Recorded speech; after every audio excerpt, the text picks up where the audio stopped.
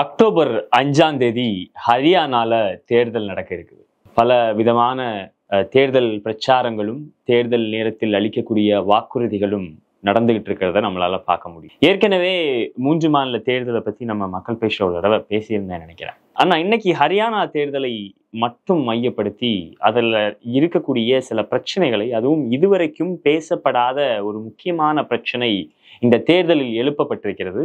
அதை பத்தி தான் நம்ம இன்னைக்கு பார்க்க போறோம். ஹரியானா தேர்தலில் அதிகமா ஒழிச்சுக்கிட்டு இருக்கிற ஒரு விஷயம் இமிகிரண்ட் ப்ராப்ளம். அதாவது இந்தியாவிலிருந்து வெளிநாட்டிற்கு போகும்போது இந்தியாவிலிருந்து செல்லக்கூடிய இளைஞர்கள் அனுபவித்து கொண்டிருக்கக்கூடிய பிரச்சனையை குறித்து தான் இன்னைக்கு நம்ம டீட்டெயிலா பார்க்க போறோம். 2015 சவுத் கொரியால போயிட்டு நம்முடைய பிரதமர் மோடி அவர்கள் பேசும்போது சொன்ன ஒரு விஷயம், அது ரொம்ப முக்கியமா நம்ம பார்க்க வேண்டிய ஒரு விஷயம் என்னன்னா, இந்த 2014 வரைக்கும் இந்தியாவில் பிறந்த பலர் இந்தியாவில் பிறந்ததற்காக வருத்தப்பட்டார்கள். நாங்கள் என்ன பாவம் செய்தோம் என்று சொல்லி வருத்தப்பட்டார்கள். வருத்தப்பட்டவங்க 2014க்கு பிறகு இப்பதான் இந்தியாவுக்கு திரும்ப வந்துட்டு இருக்கிறாங்க அப்படின்னு சொல்லி 2015 சவுத் கொரியால பேசின ஒரு பேச்சு, இந்தியாவை பற்றி, இந்தியாவினுடைய இறையாண்மையையும் கொச்சைப்படுத்தி பேசின பேச்சை பற்றியும் ஏற்கனவே மக்கள் பேச்சுல ஒரு நாள் பேசியிருக்கேன். இப்ப எதுக்காக இதை நான் மேற்கோள் காட்டினேன் அப்படின்னா, இந்தியாவில் பிறந்து கொண்டு இந்த மாதிரி கஷ்டப்பட்டவங்க எல்லாம் இன்னைக்கு திரும்ப வராங்க அப்படின்னு பேசின பிரதமர் மோடி அவர்கள் ஹரியானாவில் உள்ள இளைஞர்களுக்கு என்ன பதில் வைத்திருக்கிறார் அப்படிங்கிற ஒரு கேள்வியை மையப்படுத்தி தான் இந்த வீடியோல பேசலான் இருக்கிறேன். என்னன்னு பாத்தீங்கன்னா, ஹரியானா தேர்தலில் இந்த முக்கியமான இமிகிரன்ட் பிரச்சனை பேசப்படுறதுக்கு காரணம்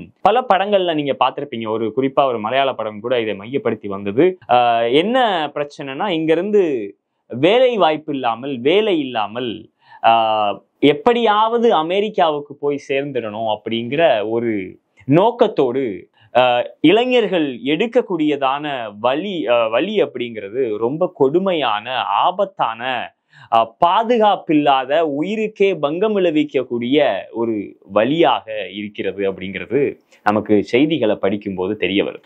அதுக்கும் அவர்கள் செலவழிக்கக்கூடிய தொகை அப்படிங்கிறது மிக அதிகப்படியானது. கிட்டத்தட்ட 40 லட்சம் ரூபாய் செலவழித்து உயிரையும் பணயம் வைத்து இந்தியாவிலிருந்து காடு மேடுகள் வழியாக ட்ரெக்கிங் எல்லாம் பண்ணி மெக்சிகோ வழியாக இந்த இமிகிரேஷனை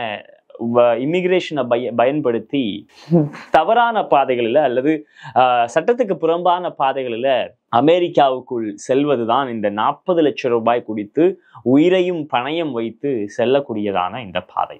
இதற்கு காரணம் என்ன அப்படின்னு சொல்லி பார்த்தீங்க அப்படின்னா, ஹரியானாவில் வேலை வாய்ப்பு திண்டாட்டம் தலைவிரித்து ஆடுகிறது. தலைவிரித்து ஆடுகிறதுன்னு நான் சொல்றது கூட ரொம்ப குறைச்சி சொல்றதா தான் இருக்கும் அப்படிங்கிறது தான் அங்க இருக்கக்கூடிய நிலைமையை படிக்கும்போது நமக்கு தெரிய வரக்கூடிய செய்திகளா இருக்கு. குறிப்பா பாத்தீங்கன்னா, ஹரியானா கௌஷல் ரோஸ்கர் நிகம் அப்படிங்கிறதான, அதாவது ஹரியானாவில் உள்ள வேலை வாய்ப்புகளை ட்ராக் பண்ணக்கூடியதான அந்த ரெக்கார்டு எடுத்து நம்ம பார்க்கும்போது அது என்ன சொல்லுது அப்படின்னா, 46,102 பட்டதாரிகளும் முதுகலை பட்டதாரிகளும் துப்புரவு பணியாளர் வேலைக்கு அப்ளை பண்ணியிருக்கிறாங்க. அதாவது ஒரு பட்ட படிப்பு படித்து விட்டு துப்புரவு பணியாளர்களாக வேலை செய்வதற்கு அவர்கள் அப்ளை பண்ணியிருக்கிறதா நமக்கு செய்திகள் சொல்லுது. அப்போ அங்கு இருக்கக்கூடிய வேலை வாய்ப்பு எவ்வளவு மோசமானதாக இருந்தால் இளைஞர்கள், பட்டதாரிகள், முதுகலை பட்டதாரிகள் இந்த அளவிற்கு போவார்கள்.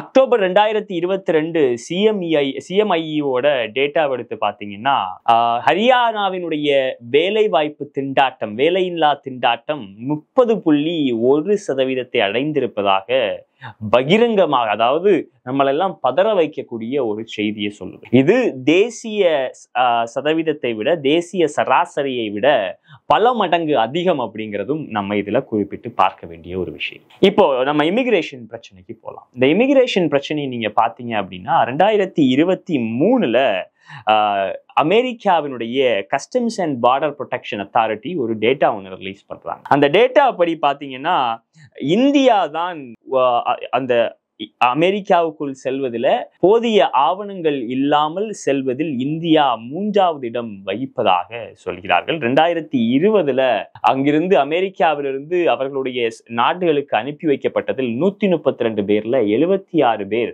ஹரியானாவை சேர்ந்தவர். ராகுல் காந்தி அமெரிக்காவுக்கு சென்றிருந்த போது அங்கு விபத்திலே சிக்கிய அமித் என்கிற ஒருவரை பார்க்கிறார். அந்த அமித் என்கிற ஒருவரை பார்த்து, நான் உங்கள் ஊருக்கு போய் உங்களுடைய பெற்றோரை நான் சந்திப்பேன், உங்களுடைய வீட்டில் உள்ளவர்களை சந்திப்பேன் அப்படின்னு சொல்லி அவருக்கு ஒரு சத்தியம் செஞ்சுட்டு வராரு.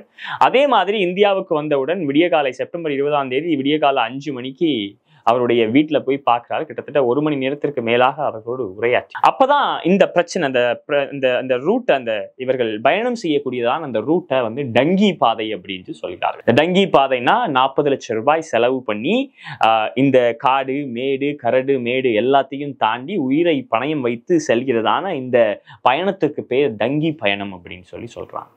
அப்போ மோடி அவர்கள் 2014 சவுத் கொரியால பேசும்போது இந்தியாவில் பிறந்ததற்கு வருத்தப்பட்டவர்கள் எல்லாம் திரும்ப வருகிறார்கள்னு சொன்ன அதே மோடி அவர்கள் ஹரியானா இளைஞர்கள் வேலை வாய்ப்பு இல்லாமல் இந்தியாவை விட்டு எப்படியாவது எனக்கு ஒரு வேலை கிடைத்து விடாதா அப்படின்னு சொல்லி இந்த வழியை எல்லாம் பயன்படுத்தி போகிற இளைஞர்களுக்கு என்ன பதில் சொல்ல போகிறார்?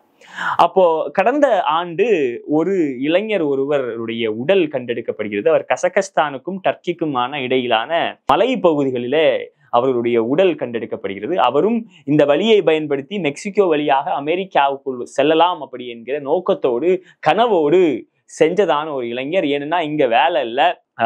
அந்த குறிப்பா ஒரு மாணவனுடைய, ஒரு இளைஞருடைய அப்பா பேசும்போது சொல்றாரு, என்னுடைய மகன் இருக்கக்கூடிய எல்லா எக்ஸாமுக்கும் அப்ளை பண்ணிட்டான், இருக்கக்கூடிய எல்லா எக்ஸாமுக்கும் எழுதிட்டான், ரயில்வே எக்ஸாம் எழுதிட்டான், கவர்மெண்ட் எக்ஸாம் எழுதிட்டான், எல்லா எக்ஸாமும் எழுதிட்டான். ஆனா எதுலையுமே வேலை வாய்ப்புகள் இல்லை. வேலை வாய்ப்புகள் இல்லாத ஒரு சூழ்நிலையில் எப்படியாவது என்னுடைய குடும்பத்திற்கு தேவையான உணவை கொடுக்க வேண்டும் என்ற சூழ்நிலையில தான் இந்த மாதிரி விபரீதமான முடிவுகள், இந்த மாதிரி உயிரை பணயம் வைக்கக்கூடிய முடிவுகளை எடுப்பதற்கு ஹரியானாவினுடைய இளைஞர்கள் உட்படுத்தப்படுகிறார்கள்.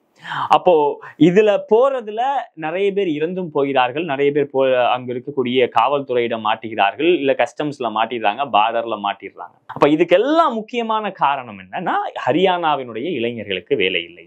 அப்ப இதை மையப்படுத்தி தான் இந்த தேர்தல் பிரச்சாரங்களும் இன்றைக்கு இருக்கிறத நம்மளால பார்க்க முடியுது. குறிப்பா ராகுல் காந்தி பேசும்போது ஏற்கனவே இருக்கக்கூடிய வேலை வாய்ப்புகள் இங்கு ஏற்கனவே இருக்கக்கூடிய பணியிடங்கள் வந்து, காலி பணியிடங்கள் வந்து நிரப்பப்படாமலே வைத்திருக்கிறது. நாங்கள் ஆட்சிக்கு வந்தால் அந்த பணியிடங்களை நிரப்புவோம் அப்படின்னு சொல்லியிருக்கிறார். அது மட்டும் இல்லாம அங்க இருக்கக்கூடிய பெண்களுக்கு மாதம் 2000 ரூபாயும் எல்பிஜி கேஸ் சிலிண்டர் 500 ரூபாய்க்கும் வழங்கப்படும் அப்படின்னு உறுதி அளிச்சிருக்கிறாங்க. அது மட்டும் இல்லாம அங்க இருக்கக்கூடிய விவசாயிகளுக்கு எம்எஸ்பி என்று அழைக்கக்கூடியதான அந்த குறைந்தபட்ச உதாரத்துவ தொகையையாவது நாங்கள் கொடுப்போம் அப்படிங்கிற எம்எஸ்பி ப்ராமிஸும் கொடுத்திருக்கிறாரு. அது மட்டும் இல்லாம ஓல்டு பென்ஷன் ஸ்கீம் நாங்கள் வந்தால் அமல்படுத்துவோம் அப்படின்ட்டு இந்த வாக்குறுதிகள் எல்லாம் வைக்கப்படுகிறது. ஆனால் அந்த வாக்குறுதிகள் எல்லாவற்றிலும் விட நம்ம முக்கியமாக பார்க்க வேண்டியது இந்த வேலை வாய்ப்பு தான். அதாவது இந்தியாவில் இப்படிப்பட்ட ஒரு பிரச்சனை இருக்கிறது. இந்தியாவில் உள்ள இளைஞர்கள் இந்தியாவில் வேலை இல்லாமல் இது மாதிரி கடினமான பாதைகளை எல்லாம் பயன்படுத்தி 40 லட்சம் ரூபாய் வரைக்கும் ஒரு டிராவல் ஏஜென்ட்டுக்கு செலவு பண்ணி உயிரை பணயம் வைத்து இன்னொரு நாட்டிற்கு போய் ஏதாவது ஒரு வேலை செய்து நான் பிழைத்து விட மாட்டேனா அப்படின்னு சொல்லி போகிறதான இந்த அவல நிலைக்கு காரணம் யார்? 2014 ஆட்சிக்கு வரும்போது 2 கோடி வேலை வாய்ப்புகளை உருவாக்குவேன் என்று சொன்ன வாக்குறுதிகள் இன்றைக்கு என்ன ஆனது? இப்படியான பல கேள்விகள் நமக்கு முன்பதாக வந்து நிற்கிறது. ஆனா இது எதுக்குமே பதில் சொல்வதற்கு பாஜக தயாரா இல்லை. அதுவும் குறிப்பா ராகுல் காந்தி இந்த மாதிரி ஒரு முக்கியமான பிரச்சனையை டச் பண்ணும்போது, அதுவும் இளைஞர்களுடைய வேலை வாய்ப்பு சம்பந்தப்பட்டு, அவர்களுடைய உயிர் சம்பந்தப்பட்டு கிட்டத்தட்ட 40 லட்சம் ரூபான்றது எவ்வளவு பெரிய ஒரு தொகை அப்படிங்கிறது நம்மள மாதிரியான சராசரி குடும்பங்களிலிருந்து வருகிறவர்களுக்கு தெரியும். அந்த அவ்வளவு தொகையை செலவு பண்ணி உயிரையும் பணையம் வச்சு போற இளைஞர்களுக்கான பிரச்சனையை பேசும்போது அமித்ஷா நக்கலா கேட்கிறாரு, ராகுல் காந்திக்கு எம்எஸ்பியை பத்தி என்ன தெரியும்? அப்ப இவர்களுடைய தேர்தல் பிரச்சாரங்களே மக்களுடைய பிரச்சனைகளை அட்ரஸ் பண்றதுல கிடையாது. பாஜகவினுடைய தேர்தல் பிரச்சாரம் எப்போதும் ராகுல் காந்தியை டிஃபேம் பண்றதுலயே இருக்குது. அதுக்குதான் மக்கள் ஜூன் 4 ஒரு நல்ல ஒரு பதில சொன்னாங்க. அதுக்கு பிறகும் திருந்தின மாதிரி கிடையாது. அப்ப ஹரியானாவினுடைய ஒட்டுமொத்த கட்டமைப்பையும் உடைத்து, ஹரியானாவினுடைய இளைஞர்களுடைய வேலை வாய்ப்பை பறித்து, ஹரியானாவினுடைய மக்களுடைய வயிற்றில் அடித்து இத்தனை வருடங்களாக ஹரியானா என்கிற ஒரு மாநிலத்தையே கலையிழக்க செய்திருக்கிறது பாஜக. அங்குதான் அக்டோபர் 5 தேர்தல் நடக்க இருக்கிறது. மக்கள் என்ன பதில் சொல்ல போறாங்கன்ட்டு நம்மளும் ஆவலோட தான் காத்துட்டு இருக்கோம். அக்டோபர் 8 தேர்தல் முடிவுகள் வந்துவிடும். இந்த தேர்தல் முடிவுகள்ல அதிகமா பிரதிபலிக்க போகிற பிரச்சனை வேலை வாய்ப்பின்மையா தான் இருக்க போகுது அப்படின்ட்டு பல டேட்டாக்களும் தரவுகளும் நமக்கு சொல்லுது. அதுல மட்டும் இல்லாம ஜுலானா அப்படிங்கிற கான்ஸ்டிடுவன்சில அப்படிங்கிற தொகுதியிலிருந்து வினேஷ் போகத் அவர்கள் போட்டியிடுகிறார்கள். அந்த தொகுதியும் அதிக கவனத்தை பெற்றிருக்கிறது அப்படிங்கிறத நம்மளால பார்க்க முடியும். இந்தியாவில் உள்ள இளைஞர்கள் வேலையில்லா திண்டாட்டத்தினால் இந்த மாதிரி விபரீதமான வழிகளை எல்லாம் தேர்ந்தெடுத்து வேலை கிடைத்து விடாதா என்கிற ஒரு அவல நிலைக்கு கொண்டு வந்திருக்கிற இந்த மோடி அரசிற்கு மக்கள் என்ன பதில் சொல்ல போகிறார்கள் அப்படிங்கிறது தான் இந்த தேர்தல் நமக்கு ரொம்ப விரிவாகவே சொல்ல போகுது அப்படிங்கிறது தான் உண்மை. நன்றி. உங்களுக்கெல்லாம் தெரியும், ரீசெண்டாக மீடியாவில் பார்த்துருப்பீங்க, ஏன்னா தமிழ்நாடு காங்கிரஸ் கமிட்டி ஊடக பிரிவு தலைவராக அப்பாயிண்ட் பண்ணியிருக்காங்க. ஸோ பொலிட்டிக்கலாக என்னோடய வியூஸ் என்ன அப்படின்னு நீங்கள் ட்விட்டரில் ஃபாலோ பண்ணணும்னு நினச்சிங்க, @AnandS1967 என்னை ஃபாலோ பண்ணுங்கள். என்னோட original ID, Twitter ID for politics அதுதான். ஸோ பாலிட்டிக்ஸ் சம்மந்தப்பட்ட என்னோட எல்லா ஒப்பீனியன்ஸ், வியூஸ் எல்லாமே அதில் வரும். அதில் ஃபாலோ பண்ணுங்கள். நன்றி, வணக்கம்.